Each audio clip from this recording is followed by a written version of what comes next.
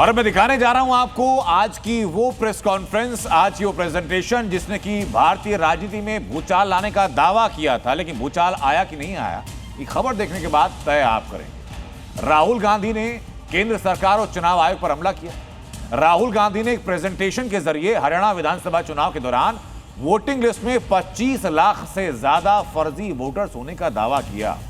दावा यह कि हरियाणा चुनाव में ब्राजील की एक मॉडल ने 22 बार वोट डाला। इसी पर बीजेपी ने कड़ा पलटवार भी किया। रिपोर्ट जरा देखिए। अब मैं आपसे पूछना चाहता हूं, और इसका नाम सीमा, कभी स्वीटी, कभी Saraswati. What's her name? She votes 22 times in Haryana. Congress सांसद और लोकसभा में नेता विपक्ष राहुल गांधी ने वोटिंग लिस्ट में धांधली के मुद्दे पर केंद्र सरकार और चुनाव आयोग पर गंभीर आरोप लगाया। 22 बार। करीब 1 घंटे 20 मिनट की प्रेस कॉन्फ्रेंस हुई। एक प्रेजेंटेशन के जरिए राहुल गांधी ने सिलसिलेवार तरीके से वोट चोरी के मुद्दे पर चुनाव आयोग को घेरा। She votes in 10 different booths in Haryana. She's got multiple names. सीमा, स्वीटी, सरस्वती। राहुल ने बीते साल हुए हरियाणा विधानसभा चुनाव का जिक्र भी किया और हरियाणा की वोटिंग लिस्ट में 25 लाख से ज्यादा फर्जी वोटर्स होने का दावा किया। राहुल गांधी का आरोप ये कि हरियाणा में फर्जी वोटों के जरिए 25 लाख वोटों की चोरी हुई।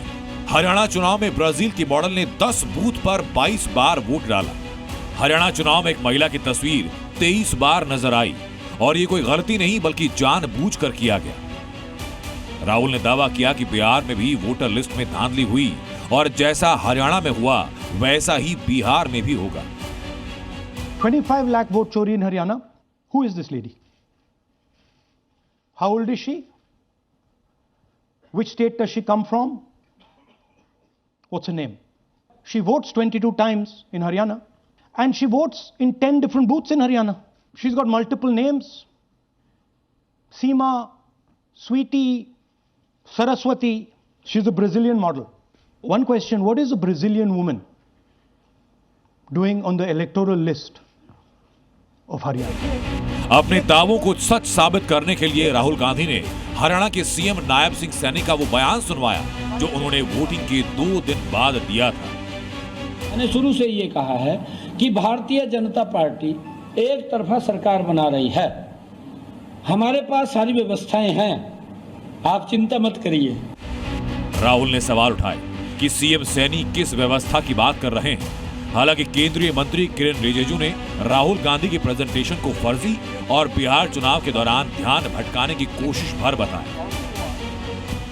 एक बात आपको समझनी होगी, अगर वोटर लिस्ट करप्टेड है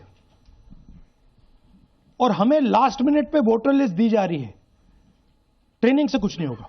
नेता प्रतिपक्ष श्रीमान राहुल गांधी ने फिर से कुछ ऐसे बातें जो अपना विफलता को छुपाने के लिए प्रेस को एड्रेस किया।